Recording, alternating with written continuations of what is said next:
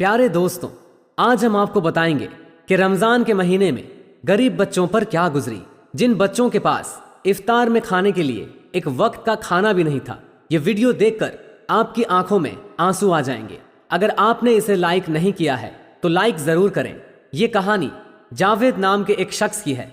जावेद भाई ने अपने घर इफ्तार का प्रोग्राम रखा और अपने दोस्तों रिश्तेदारों की दावत की और उन्हें इफ्तार पर बुलाया। घर में इफ्तार की तैयारी चल रही थी। ये कहानी जावेद भाई खुद बयान करते हैं। वो बताते हैं कि मैंने आमों की पेटी नीचे रखकर अपनी बीवी से कहा, बेगम, इफ्तियारी के इंतजाम में कोई कमी पेशी नहीं रहनी चाहिए। बीवी ने कहा, और कितनी बार कहेंगे, क्या पहले कभी कोई कमी पेशी रही है जो इतनी तायद कर रहे हैं? पिछली बार भी सब कुछ इतना अच्छा बना था कि आज भी आपके दोस्त तारीफ ही करते हैं। तो मैंने कहा, हाँ वो तो याद है, आज भी वैसे ही होनी चाहिए। तुम्हें पता है दोस्त अहबाब है तो जरा तुम्हारी भी इज्जत होगी और मेरी भी। बीवी ने रूह अफ़ज़ा की बोतल दूध में डालते हुए कहा, हाँ हाँ ठीक है, आप फिक्र ना करें, वैसे ही होगी। साथ ही उसने कहा कि चिकन बिरयानी, मटन कढ़ाई, शोरमा, कबाब, जर्दा निहारी, पकोड़े, समोसे, मिल्क शेक, ये सब कुछ तैयार हो चुका है, बस फ्रूट काटने बाकी है। आप जरा मेरी मदद कर देना, टाइम कम बचा है। ये सुनकर जावेद कहता है, मैंने छुरी ली और बीवी के साथ बैठकर फ्रूट काटना शुरू कर दिया। कुछ ही वक्त में इफ्तारी का इंतजाम मुकम्मल हो गया। हमने सारा सामान डाइनिंग टेबल पर लगा दिया। इतने में दोस्तों और रिश्तेदारों के आने का सिलसिला भी शुरू हो गया। इफ्तियारी के टाइम तक सब पहुंच चुके थे। इफ्तियार का वक्त होते ही सब ने इफ्तियारी की और खुशी खुशी खाना खाने लगे। इतने में मेरा एक दोस्त अफजाल नवीद का मजाक उड़ाते हुए कहने लगे, अरे नवीद यार, थोड़ा ही खाना, कहीं ऐसा ना हो कि तुम्हें यहाँ से उठाकर लेकर जाना पड़े। ये सुनकर सब हंस पड़े और हंसी मजे के साथ साथ लजीज खानों का मजा लेने लगे। जब सब लोग खाने से फारिग हो गए तो ये कहते हुए बाहर निकलने लगे, मजा आया। मैं अपने हाथ धोने के लिए बेसन पर गया, जाकर टंकी खोली। इतने में मेरे कान में एक बच्ची की आवाज आई। बच्ची कह रही थी, अम्मी, अब तो सब लोग तरावी की नमाज भी पढ़ रहे हैं और हमने अभी तक रोजा इफ्तार नहीं किया, सहरे भी सिर्फ पानी से की थी। जावेद कहता है, ये सुनकर मेरी आंखों के आगे अंधेरा छा गया। ये आवाज पड़ोसियों के 12 साल की बच्ची की थी। मैं ये जानता था कि दीवार से किसी के घर में बिना इजाजत झांकना गलत है, लेकिन फिर भी मैं दीवार से उनके घर में झांकने पर मजबूर हो गया।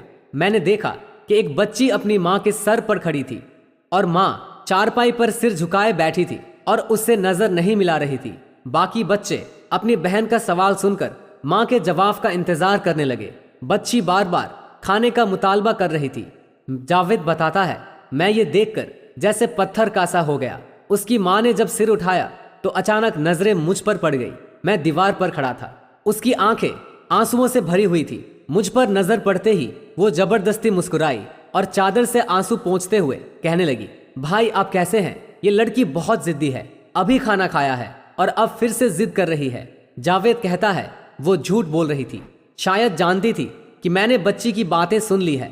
मैं सोच रहा था कि जो मेरे दोस्त इफ्तियारी करते वक्त बार बार खाने की तारीफ कर रहे थे और एक दूसरे को कह रहे थे कि भाई कम खाओ वगैरह वगैरह, वो सब बातें जब इन्होंने सुनी होंगी तो इन पर क्या बीती होगी।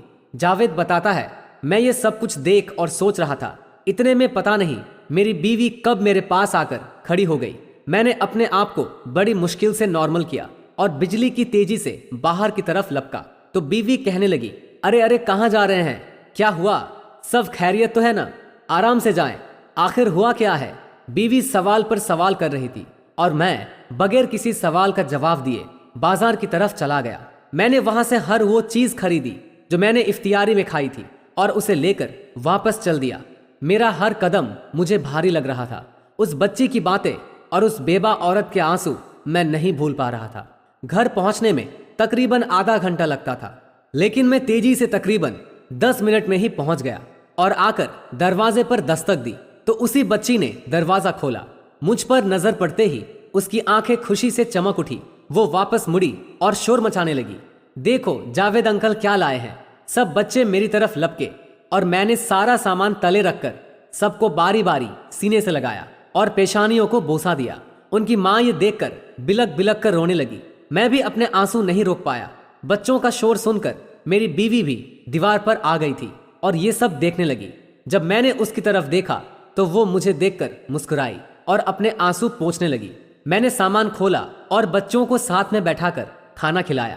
ہر لقمے کے ساتھ بچے مجھے مسکرا کر عجیب نگاہوں سے میری طرف دیکھتے جا رہے تھے۔ بچوں نے جی بھر کر کھانا کھایا۔ جب سب کھانا کھا چکے تو میں نے کہا آپ لوگ آرام کرو اور امی سے بھی کہو کہ وہ کھانا کھا لے، میں تھوڑی دیر میں آتا ہوں۔ بچوں نے کہا ٹھیک ہے انکل۔ جاوید بتاتا ہے اس کے بعد میں وہاں سے چلا اور مارکیٹ سے آ کر مہینے بھر کا راشن لیا اور دوبارہ ان کے گھر آیا۔ سارے بچے سو چکے تھے، ان کی ماں جاگ رہی تھی۔ مجھے دیکھ کر وہ اٹھ کھڑی ہوئی اور نظریں جھکا کر کہنے لگی بھائی آپ نے اتنی زحمت کیوں اٹھائی؟ میں نے کہا آپ میری بہن ہو، اس میں زحمت والی بات کون سی ہے؟ یہ کہہ کر میں نے سامان ایک طرف رکھنا شروع کر دیا۔ جب سامان رکھ دیا تو سوئے ہوئے بچوں کی طرف میں نے ایک نگاہ دیکھا تو جیسے مجھے سکون آ گیا۔ میں نے کہا ٹھیک ہے بہن، میں چلتا ہوں۔ یہ کہتے ہی میں باہر کی طرف چل دیا۔ نکلتے ہوئے اس عورت کی بھری آواز میں نے سنا کہ بھائی اللہ آپ کو کسی کا محتاج نہ کرے۔ وہ مجھے دعا دینے لگی۔ میرے جسم میں ایک سرد لہر دوڑ گئی۔ میں باہر نکلا تو اس نے دروازہ بند کر لیا۔ پھر اس کے بعد ہر دن بچوں کے ہنسنے کھیلنے کی آواز آتی تھی جسے سن کر میری روح کو سکون ملتا۔ اتنا سکون مجھے میری زندگی میں پہلی بار ملا تھا۔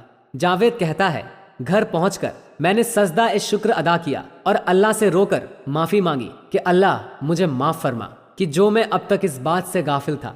دوستوں، ہم کھاتے پیتے گھروں کے دوستوں اور رشتہ داروں کو کھانے پر مدعو کر کے سمجھتے ہیں کہ ہم نے بہت ثواب کما لیا۔ یقیناً کسی روزے دار کو افطار کرانا بہت بڑا ثواب کا کام ہے، لیکن اس بارے میں کبھی بھی نہیں سوچا کہ کیا ہماری طرف سے مستحقین تک ان کا حق پہنچ رہا ہے۔ دوستوں، امید کرتے ہیں اس ویڈیو کا پیغام آپ تک پہنچ گیا ہوگا۔ آپ اس ویڈیو کو لائک ضرور کریں۔ اس ویڈیو کو یہیں پر ختم کرتے ہیں۔ السلام علیکم۔ اللہ